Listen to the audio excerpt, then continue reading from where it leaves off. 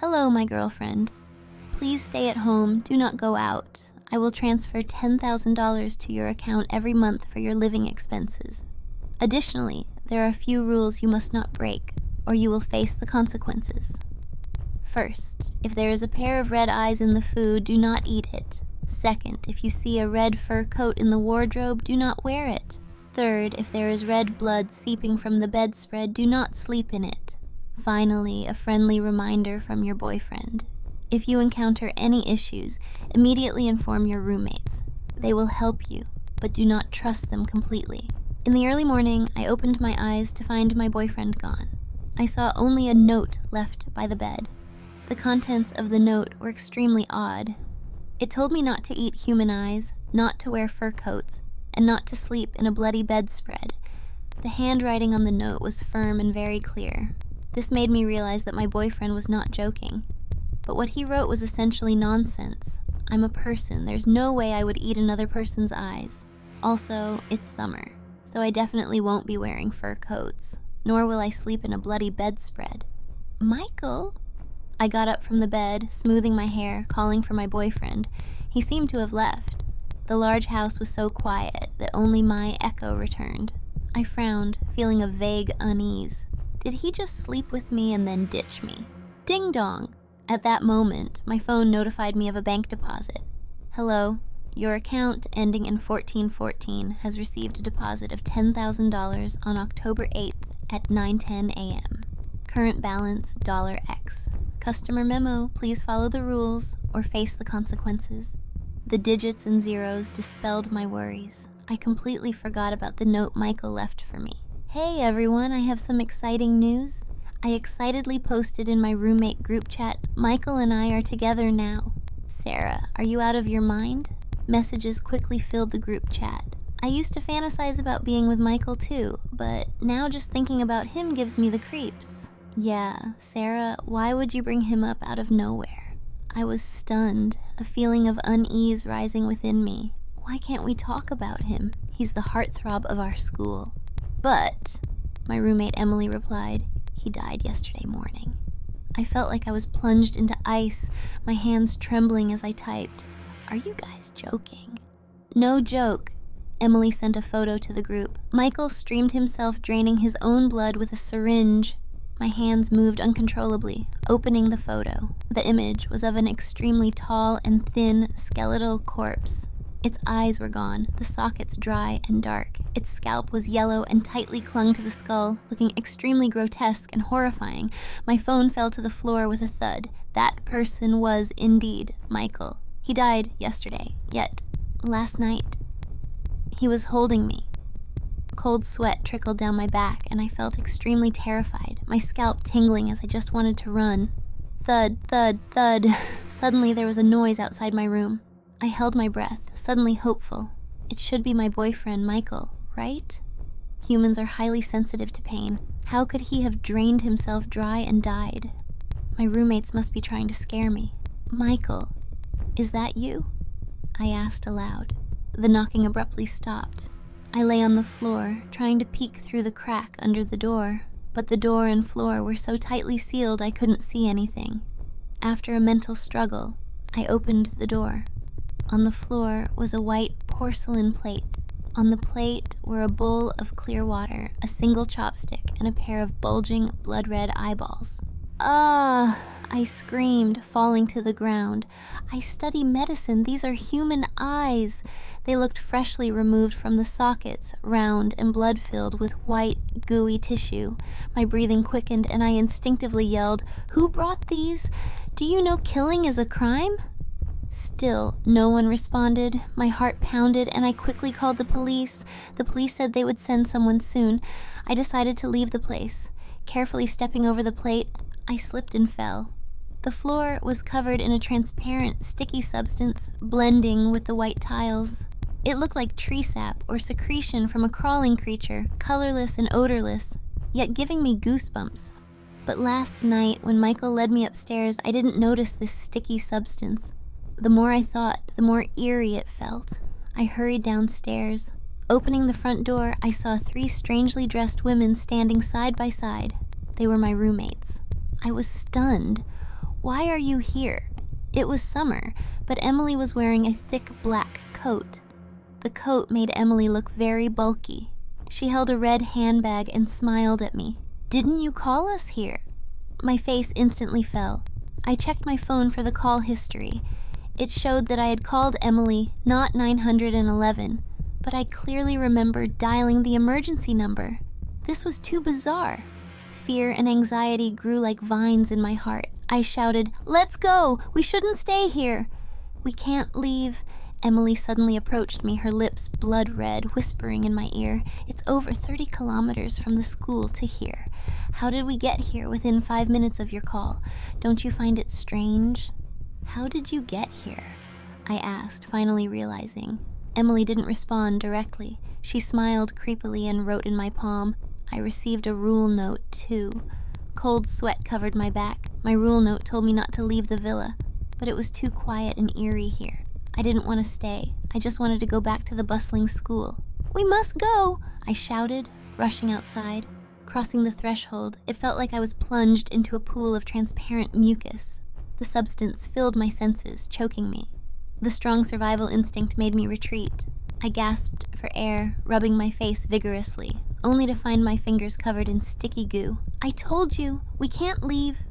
Emily walked into the villa, sat on the leather sofa, and turned on the TV. She muted the TV, then turned to me with a sinister smile. "Actually, staying here and receiving $10,000 a month is pretty good, isn't it?" I ignored her. I grabbed the hands of my other 2 roommates, urgently asking, "How did you get here? Can you leave?" Us.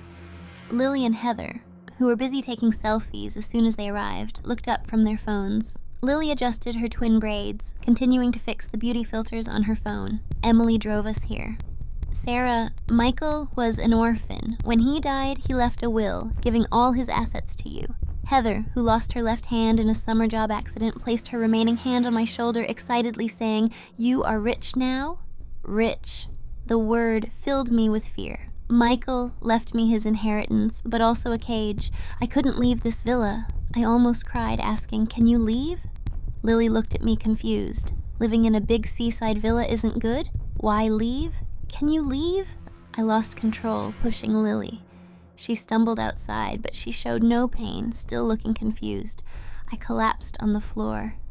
In that moment, I understood everything. Michael had set up a set of rules for me. As long as I didn't eat human eyes, wear fur coats, use bloody bedspreads, and leave the villa, I would have everything.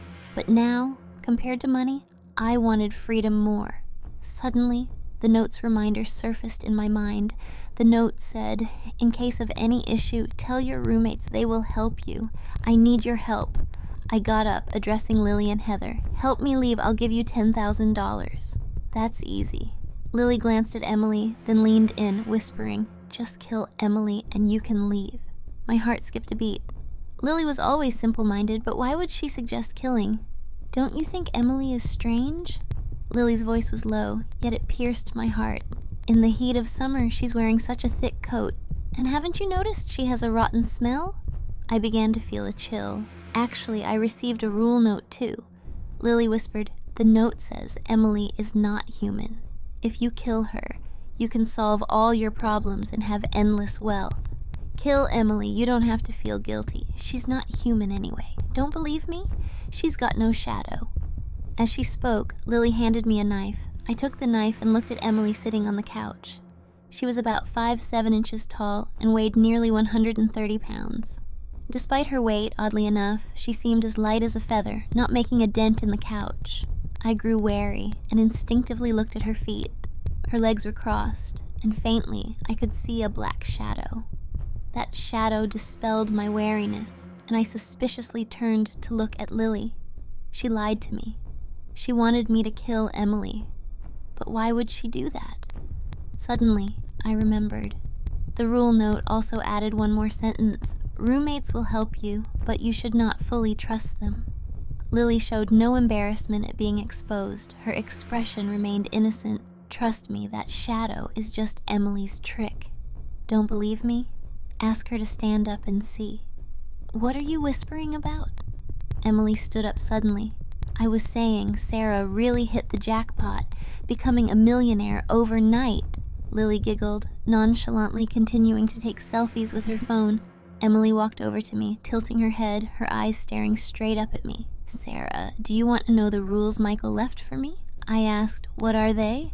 I can't stay in this house for more than 30 minutes. As she spoke, Emily took off her black coat. Underneath her coat was a fur. The fur was of some unknown animal, red almost to the point of dripping blood, yet the fur was no more than half a centimeter long. At first glance it looked like blood-dyed human fuzz. Emily said expressionlessly, I must eat human eyes every day, wear red fur every day, and sleep in a blood-stained bedspread every day. Michael's rules for Emily were the exact opposite of mine. I gasped. So, did you follow them?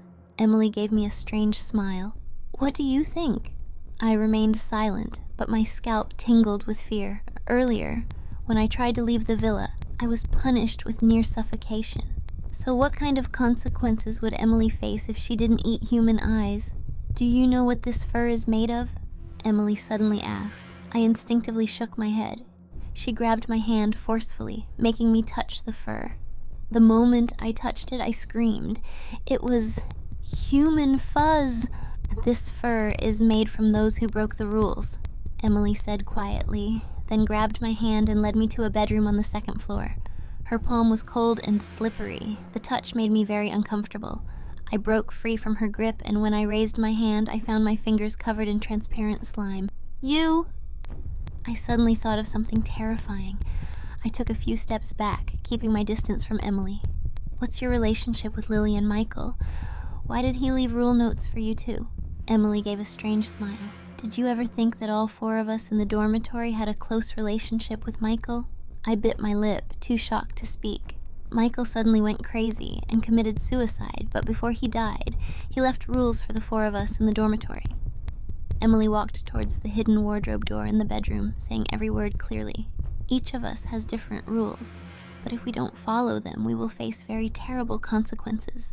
With a creak, the wardrobe door was opened. It was filled with rows of red fur coats, each less than half a centimeter long. Emily reached out and took a blood-stained fur coat, putting it on skillfully. Her black eyes stared at me. Do I look good in this? What's so good about it? Heather appeared out of nowhere. She muttered, You really believe in those rule notes? I wiped the slime off my hands and asked in a trembling voice, Heather, what are the rules you received? By 10 o'clock, I must kill you. Heather's voice turned cold and she lunged at me with her amputated left arm. Her hand had been mangled, looking empty and terrifying. I shuddered and instinctively hid behind Emily. Ha ha! Heather covered her mouth and laughed. Sarah, don't worry. I don't believe in those rules. I won't kill. Her words abruptly stopped, as if a needle had been inserted into her mouth, making her unable to speak. Heather? I called out to her, but she didn't respond. Her eyes and mouth started to ooze a white, sticky liquid. Emily squatted down, touching Heather's eyes. She's dead. My face turned pale, trembling as I took out my phone. The screen showed it was exactly 10 o'clock. Heather didn't kill me before 10, so she paid the price. Sarah, let me tell you a secret. Suddenly, Emily turned around, her eyes staring straight at me. My rule note had one more item than yours. I felt a chill. Instinctively, I asked, What extra item? Emily's mouth curled into a sinister smile, revealing white teeth. To make you eat human eyes. I was horrified. Are you crazy? Ha ha. Emily let out a sharp laugh. At the same time, her long fingers hooked and pressed hard into Heather's eye sockets. She was ruthless and efficient. Blood immediately sprayed from Heather's eyes. When she raised her hand again, she was holding 2 blood-red, swollen eyeballs between her index and middle fingers. Human eyes are actually quite delicious. Emily stood up, holding the bloody eyes, walking towards me with a sinister smile. I was utterly terrified. I absolutely could not eat human eyes. If I did, I would die. But I knew Emily wouldn't let me go. She revered the rules, so she would stop at nothing to make me eat. Emily, calm down! I shouted, trying to stop her. Eat it! Emily was filled with a bloody aura, placing Heather's eyes in front of me, her voice sharp and piercing. Get away! I was terrified, pushing her away forcefully. "You can't escape!" A chilling voice came from behind. She grabbed my hair like a ghost, dragging me to the ground. "Eat it! It's really delicious!" Emily pinned me down, her voice sharp, her mouth grinning hideously and twisted. Fear filled my entire heart. I tried my best, clenching my lips tightly, but I couldn't resist the insane Emily. She no longer felt pain, her sharp nails tearing at my lips. My lips were cut open. Pain made me instinctively open my mouth. Drip. Drop. The blood-soaked eyeballs slowly slid into my throat. The taste of blood filled my mouth. My eyes widened, seeing Emily's twisted and increasingly grotesque face. Her eyes were filled with greed and excitement. I felt utterly hopeless, as if I would die at any moment. Bang! A dull sound rang out. In the next instant, Emily's head was sawed off alive. "Ah!" I screamed in terror. Lily quickly discarded the saw, hitting my back hard, making me spit out the human eyes from my throat. I was still screaming. Emily's head rolled on the ground. Her lips were bright red, her eyes wide open, her black pupils almost filling her entire eye sockets. But the strange thing was, her severed neck did not bleed red blood. She was indeed infected. Lily squatted down, kicking Emily's neck with her foot, only to see white, transparent slime slowly flowing out of her severed neck. As the slime flowed out, Emily's head and body deflated like a balloon. Soon, all that was left on the ground was a deflated body, a pile of thick black hair, and two bulging, wide-open eyeballs. The scene left me breathless, clutching my pounding heart, unable to say a complete sentence. What in infected? Why isn't it blood coming out? As soon as I spoke, a more horrifying thought came to mind. This morning, I saw a pair of human eyes on a plate at the bedroom door. At that time, there was also a pile of slime under those eyes. Could it be that the slime also came from a dead body? Lily said, "Infected means that Emily is no longer Emily. She is now controlled by the virus. Do you understand?" I asked. "Controlled by what virus?" Lily hesitated for a moment, then said, "Do you know about the WL virus?" "Ul virus?" I frowned. This was an ancient virus, only mentioned in books. It was colorless, tasteless, and invisible, but it could enter the human body through skin injuries and mouth and nose. Once inside, the WL virus rapidly multiplied, consuming the person's blood, nerves, and internal organs. When it matured, it forced the person to commit suicide. To put it simply, the WL virus was like a hairworm, and the human body was like a mantis invaded by the hairworm. When the hairworm matured inside the mantis, it forced the mantis to walk into streams and rivers. When the mantis reached the water, the hairworm emerged from its body. The mantis, as the host, would die in the water. I had always thought the WL virus was just a myth, but now, seeing the pile of slime on the ground, I had to believe it. After a long time, I shivered, confirming repeatedly, "Lily, you mean Emily was controlled by the WL virus?" "Exactly," Lily said. "This virus has intelligence. It controlled Emily and tried to infect you. So if I ate the human eyes, I would be infected." I felt a chill down my spine. Lily nodded. I took a deep breath, looking at the pile of slime on the ground. "These are all viruses. What should we do with them?" "They are immature virus larvae. They pose no danger to us." Lily turned to look at Heather, whose eyes had been gouged out. And sighed softly.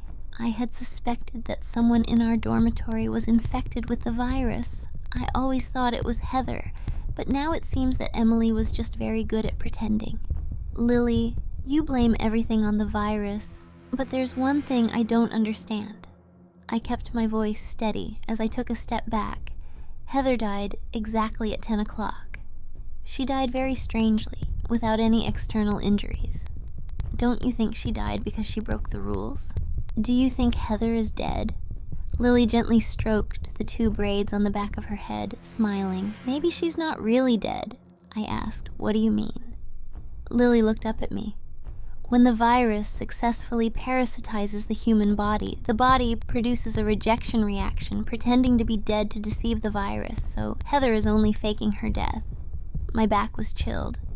"So, that means Heather was alive when Emily gouged out her eyes?" Lily shrugged. "Theoretically, yes. I felt everything happening around me was too absurd. So absurd that I even thought I was in a dream, not in the real world. My head was filled with countless questions, constantly asking Lily, why did Michael suddenly commit suicide, and why did he leave us notes? The WL virus initially proliferates in the body through blood. Michael realized he was infected with the virus, so he drained his own blood to try to kill it. Lily looked at me, explaining patiently, he left us notes, probably to protect you. I blurted out, protect me? If he wanted to protect me, why did he tell Heather to kill me? If you use your brain a little and analyze carefully, you'll see that the notes Michael left us were all contradictory. Lily said slowly, Michael's note for you was not to eat human eyes, not to wear red fur, and not to sleep in a blood-stained bedspread. He told Emily to eat human eyes, wear red fur, and sleep in a blood-stained bedspread. He told me to help you and kill Emily, and he told Heather to kill you. I felt like I was on the verge of uncovering the secret behind Michael's contradictory rules. But there was still a thin veil, something I couldn't quite grasp. Finally, I asked, why did Michael leave these strange contradictory rules? It's simple. Lily rolled her eyes. When Michael left the notes, he was already infected with the virus. So the notes he left for Heather and Emily were written by him under the virus's control. I continued to ask, then why did he forbid me from eating human eyes, wearing red fur, and using a blood-stained bedspread? The rules Michael left for you were to protect you from being infected by the virus, because the virus enters through human eyes and wounds. If you eat human eyes, you will be infected. Lily looked at me. As for the fur and the blood-stained bedspread, those are breeding grounds for the virus before it parasitizes a human body. If you come into contact with them, you'll end up like Emily. I suddenly understood everything, so Michael did everything to protect me. The virus was brought back from Antarctica by Michael. It proliferated in his body and spread to Emily and Heather. Lily continued, this virus has only 3 known cases worldwide. Michael and Emily both died, leaving Heather the only survivor. What do you mean by that? I took a step back. Are you planning to kill Heather? Exactly. Lily walked towards the chainsaw, saying, if we don't act first, once the virus fully takes over Heather's body, we won't stand a chance against her. No! A hoarse voice suddenly came. Heather's body twisted, crawling stiffly from the ground like an insect. Her eyes had been gouged out, her bloody sockets searching aimlessly, screaming, she's lying! What? I stared wide-eyed, blurting out, Lily is lying, she's trying to kill you. Heather's voice was urgent. There are not just 3 cases of the virus in the world, but many. Otherwise, why were you stopped by the transparent slime at the door when you tried to leave earlier? You were infected by the virus and temporarily lost your memory, but I'm telling you, everyone infected with this virus can self-heal. But those who die from the infection have their blood turned into viscous liquid floating in the air. Shut up. Lily's face turned grim, quickening her steps towards the chainsaw. The chainsaw was at my feet. I stepped on it, staring at Lily. Let Heather continue. Lily stomped her foot in frustration, anxiously. Heather is infected with the virus. She's trying to deceive you. I began to hesitate. The WL virus is highly intelligent. I worried that Heather, who was speaking to me, was already controlled by it. Sarah, the one truly infected is Lily. Heather's empty eyes somehow tracked my position, her voice filled with urgency. The WL virus is like a severe cold. It doesn't harm the body much. The WL virus isn't harmful to the body, but that completely contradicted what Lily told me. Looking at my 2 former roommates, I felt terrified. Who was lying to me? What exactly does the WL virus do to people? I squatted, grabbing the chainsaw, shouting, this virus causes temporary memory loss, fur shedding, and secretion from the body's orifices. But it doesn't harm one's health or lifespan, and it can't control the body. Heather half squatted, groping in the air, her voice hoarse. The WL virus itself isn't dangerous, but the vaccine people take after being infected is. Sarah, Heather is completely controlled by the virus. Lily's face turned grim. Her body leaned forward, her eyes fixed on the chainsaw in my hand, urging, kill her now. I remained cautious, gripping the chainsaw tightly, speaking to Heather. Continue. The WL virus has a long incubation period and is hard to detect with medical instruments. By the time it's discovered, the infected person has already started losing their memory. The virus first parasitized Michael's body in Antarctica. Michael had inappropriate relationships with both Lily and Emily, so they were also infected. The virus itself isn't harmful to humans, but Michael's research team still developed a vaccine and gave it to Michael, Lily, and Emily. I bit my lip, sadness welling up in my heart. Emily had told me Michael wrote the rule notes because he had relationships with all of us roommates. I hadn't believed it before, but now I felt like I'd been blind. Heather's voice continued to echo in my ears. But the vaccine developed by Michael's team couldn't eliminate the WL virus. Instead, it allowed the virus to evolve, gaining intelligence and controlling the human brain. Unconsciously, Heather had crawled to within 2 meters of me. At such a close distance, I could clearly see the red and white slime in her eye sockets. I smelled a strong scent of blood, shouting, "Don't come any closer! Sarah, you must believe me. I won't harm you." Heather indeed stopped moving, lifting her empty eyes, continuing to speak to me. "Lily is infected and vaccinated. She's the one you should be most wary of. Do you believe her or me?" Lily, who had been silent, suddenly spoke. "Sarah, according to Heather, the WL virus is harmless, only turning the blood into white liquid after death." Lily crossed her arms, her lips curled in a cold smile. "Then why did Heather's eyes ooze both red blood and white liquid when she was alive?" "Because I was vaccinated too." Heather suddenly lowered her head. "Sarah, I'm sorry. I also liked Michael. I drugged his drink, so I was infected by him too. After being infected, I was the first to be vaccinated. But my vaccine was the initial version, only turning my blood white. But I'm still me. My brain and body aren't controlled by the virus." Heather pointed towards Lily. "Lily and Emily received upgraded versions. Their brains have long been controlled by the virus." "Sarah, act now, kill Lily!" Heather shouted excitedly. "This virus isn't invincible, it fears iron. Use the chainsaw, you can kill Lily." "No, Sarah, believe me, Heather is controlled by the virus. It has high intelligence, she's trying to make us kill each other." Lily's eyes widened. "Kill Heather now!" My ears were filled with their accusations against each other. I was already confused. "Enough!" I shouted. "I don't care if you're infected or not, I just want you both to leave. Get out, all of you!" Heather shook her head, sighing. "Sarah, you'll regret this. You'll definitely regret this." "Sarah, you must believe me." Lily stomped her foot in frustration, but reluctantly walked towards the door. My mind was in a mess. I just wanted to close the door and be alone. But at that moment, the door cracked open slightly. It was Lily's head. She was bending backward, her face twisted and grinning hideously at me. "Sarah, why don't you trust me?" Her sudden transformation startled me. I quickly picked up the chainsaw, trying to threaten her. "Stay away." Before I could finish, she thrust a mop handle through the crack. The handle stabbed into my stomach. I fell heavily to the ground. At the same time, the chainsaw I was holding was dropped. Lily picked up the chainsaw, switched it on, and sneered as she brought it down towards me. Slap! A sharp sound of flesh being cut echoed. My arm was cut open. What sprayed out was not blood, but transparent slime. Why? Why was this happening? Could it be that I was infected too? I didn't have time to think. The pain made me lose consciousness, and everything went dark. When I opened my eyes, everything around me was white.